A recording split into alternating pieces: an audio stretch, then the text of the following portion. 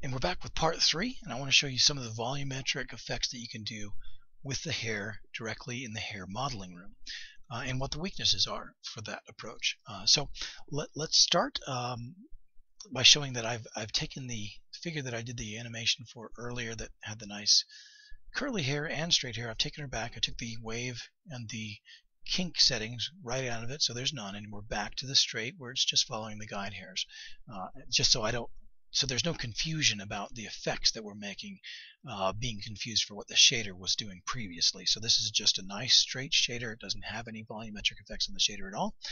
And so let's go back into the hair room and let's talk about these. We've really got two main tools. There's a curl tool and there's a clump tool. And let's just show you how each of these work. Click on the curl tool. All the hairs are selected. And again, like many of these, we have to click on one of the icons.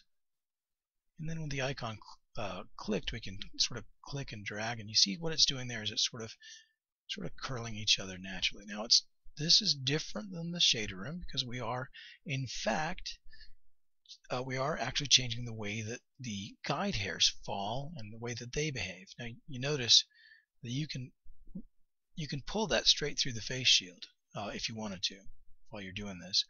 So be aware of that. And also on the tools itself, we don't have to stick with this default, which is sort of like one curve in the middle that's going, well, several curves. It's like maybe 3 curves. Oh, stupid mouse. Cannot believe I just did that. Come on, go back. What the heck? I keep hitting the wrong buttons on my super advanced mouse that's more advanced than I need. I need to just get back to a regular mouse that has 2 buttons and a scroll wheel and none of this thumb stuff that I can accidentally jostle. Let me undo the curl. You can see here over in the tool section for the curl that we have some parameters we can play with. The frequency, kind of like in the hair shader room, the frequency is sort of the number of effects on per strand, both for Y or X.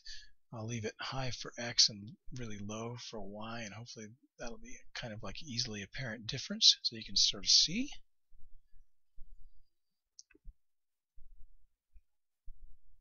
Yeah, see,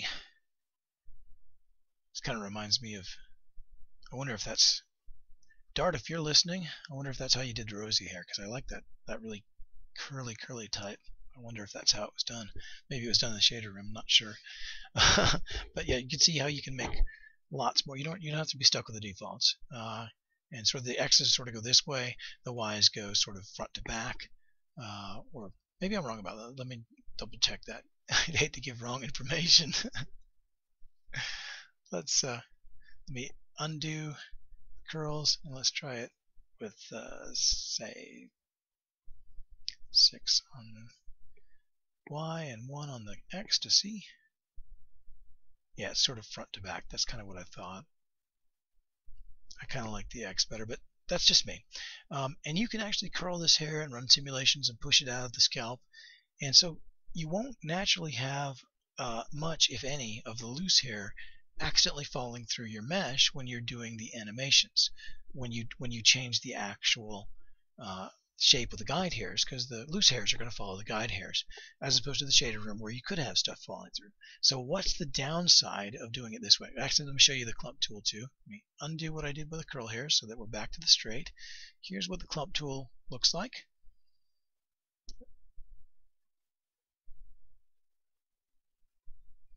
Let's get it on that little, oh, there we go. Yeah, got it. Sort of does the ends a little bit. Clumps it together at the ends, can do, or you can spread it out. Perhaps not as usable as the curl tool, but in its way, it's got its place too. So, and I can change things on the tool settings for that as well. In any case, I'm going to leave that be for a moment, and then the other thing that I don't want you to forget about, which is probably your most powerful tool in getting exactly what you want out of the hair shapes if you're styling it, is the brush tool. And again, we can take certain points and sort of brush them aside. We wanted it sort of to stick out, or what have you. I mean, you get really, really intensely creative and precise with this brush tool and its regions of effects. I'm not going to do that at this moment because I wanted to show you the downside, what the hidden peril of shaping it is, what the downside is of shaping it, because it won't fall through the texture. So you might say, well, this is the perfect solution. Let's forget about the shaders, and I'll just style every little bit of the hair the way that I want. Of course, that's going to take you a lot longer than using the shaders, so I don't recommend that. But maybe the parts of the front really do need some special styling. So I'm just going to go back to the curl tool, because why not? And I'm not going to do much with it. Let's just 1 and 102, so it's almost like it was the default. Just a little bit of spread there. Now let's make it more apparent. So I'll add a little bit of here, select all. Let's try this again. All right, there's the kinks and the curls. It's probably pretty good. So let's jump back to the oh, what did I do? I did it in the wrong place.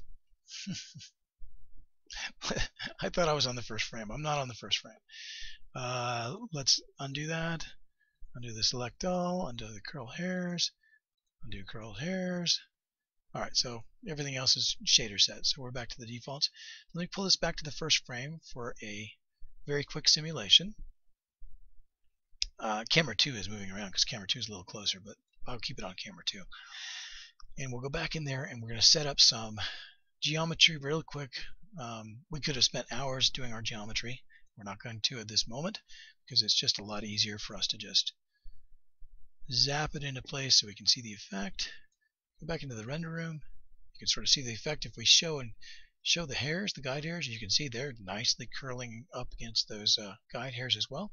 And everything looks great. So why don't we just do a quick sim and see how it all shakes out? Because after all, right, in the first section we found some really good hair settings. This ought to work great for anything, right? It's not correct, but we'll show you why. I'll just hit the simulation. We clear the prior one. We hit the simulate, and watch what happens here. Oh, where's our curls going? Oh no. Oh dear, that's not good. It seems to be settling straight back into the straight hairs. It just all sort of fell right out. And there's a reason for that. And if we kept this going, there's no reason to. I'm going to hit the escape so that we don't have to see the whole simulation.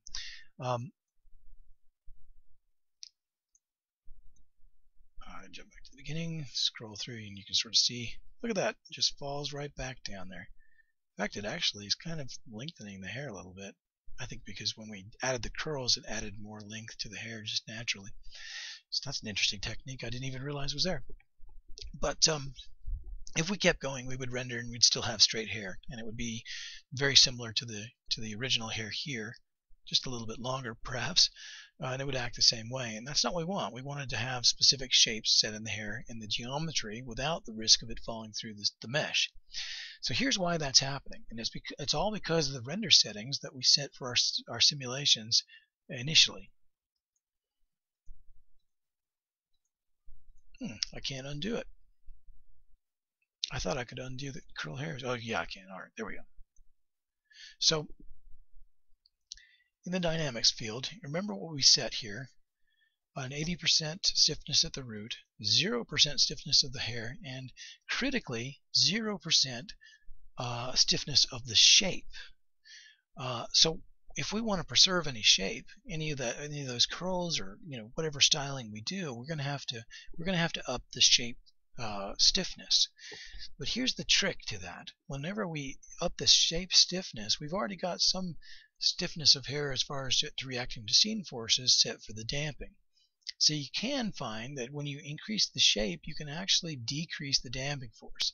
Now, I don't recommend decreasing it too much, because the more you decrease that damping force, you can get a very shapely hair that's bouncing and squiggly. It's just bouncing like a basketball on on her head, and you don't want that. So I don't recommend lowering it much. You can leave it exactly at 80. I don't recommend lowering it much more than 65%. And probably that's really even too low. I think 70 is probably your bottom end that you would want to lower it.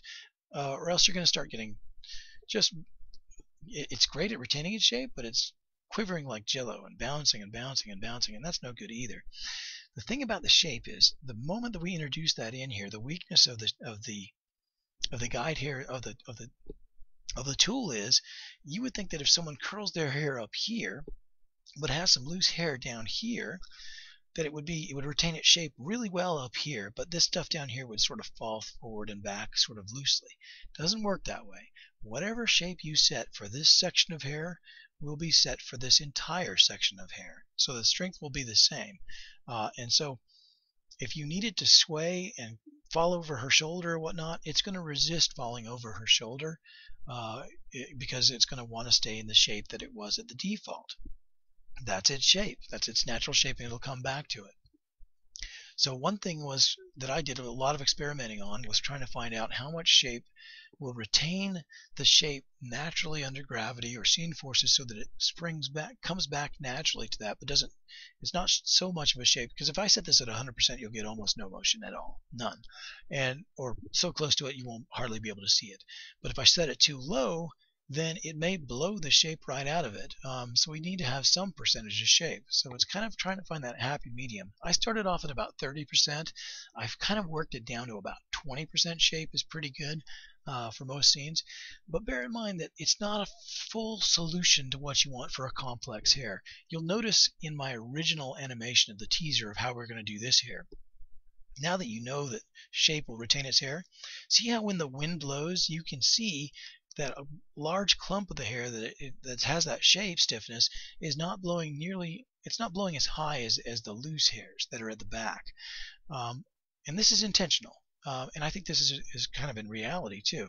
The shaped hairs I have, they're pushed behind, by default I pushed them behind her neck, because I kind of wanted them to fall that way, because I knew that the ends, if I didn't do that, I suspected that the ends might force their way back through. Let's see, how unnatural would it be if the ends of this shaped hair, when the wind stopped blowing, they should fall down and sort of all be behind her shoulders. But if the shape is high enough, they'll sort of crawl their way back over the shoulder and to the front wherever you had them set initially, and that can be a little disconcerting. And it's not that it's not real. If you've dated a lot of girls like I have that use a lot of hairspray, I've dated a fair number, probably more than anyone should have to, of dancers who apply a lot of vigorous hairspray for certain body shapes. You know that sometimes the hairspray can trump all, so there's some truth to that. But I kind of like the idea of having some loose flowing hair too. So bear in mind that's the weakness of the shape tool. Or the shaping of the hair, whether we're brushing it into a specific shape and setting a percentage of strength, or whether we're